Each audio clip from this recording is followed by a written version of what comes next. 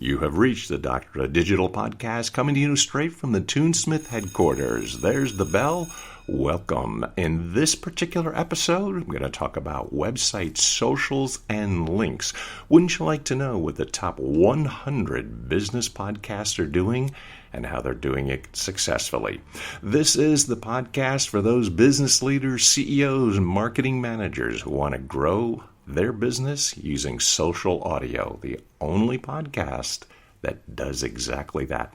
Well, now I've promised that we're going to talk about websites, socials, and links. And of course, if you stick around to the end of the episode, there is a free complimentary $4.99 value. So stick around for that.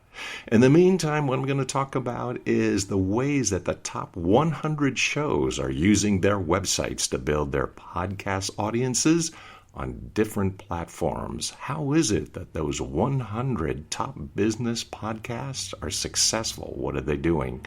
You know, growth is a perpetual challenge for podcasters. Meeting your audience where they are is the most effective and the most challenging way to go about it. So first of all, I took a quick look at Apple Podcast rating and reviews. So there's a lot of speculation about whether Spotify is going to overtake Apple Podcasts in terms of user popularity, and at this point, in terms of my analysis, could go either way. So it begs the question, do you still need people to rate and review your show on Apple Podcasts? Probably not for a highly niched show with specific content and business development related goals. However, the top 100 business podcasts are doing it. The average number of reviews was 4,054, and the average rating was 4.7. Now, getting that many reviews is a challenge for most B2B podcasts. It really takes a large and dedicated existing audience. Or you need to campaign strongly for people to give you those ratings and reviews as you launch your show and release new episodes. I wouldn't consider it something to worry about very much. Ratings and reviews are great, but not as important as engaging with your audience. Now, I want you to stick around for another episode at a later date because I am going to be talking more about social media in a separate episode. So subscribe, like, and review, and we'll get back to that. Next, what podcatchers are the top shows linking to? So I looked at the main podcast pages on websites and individual episode pages where applicable. Apple Podcast still takes top spot here, 90% main page and 93% host pages respectively. Spotify, unsurprisingly, came next at 77% and 71%. Next in order were Google Podcasts, Stitcher, Amazon Music, which is a new entry this year, and YouTube, which I counted as a podcatcher because of how many people are using YouTube to listen to their podcasts.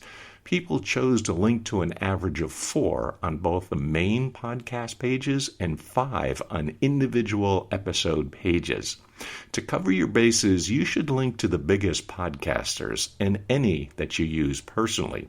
Next, on social media, the most popular platforms linked to from main pages were Twitter and Facebook, which most shows link to, followed by Instagram and YouTube.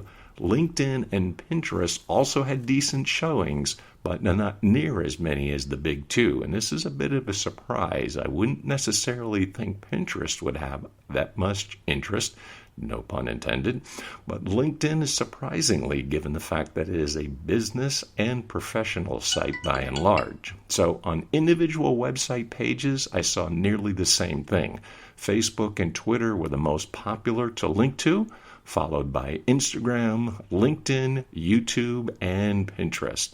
So when you're deciding what to link to on your own site and pages, consider where you want to be developing your audience for your whole business, not just your podcast. And keep in mind, this is what the podcast of mine, the Doctor of Digital, is addressing, not just podcasting, but your entire business, because I'm looking at this holistically. In other words, if you're not active on a platform, don't bother linking to it. And in spirit of sharing on social media, just getting started, and so feel free to connect with me as well. Now, I'm going to be talking about YouTube in another episode, so also want to tune into that one because I'm going to be talking about the top business podcasts and how they're using it and how you should be thinking about it. In any case, I did promise, if you stuck with me towards the end, you get that $4.99 complimentary value, and that is a competitive website analysis. Has it ever bothered you that your competitors are getting more sales and leads than you are?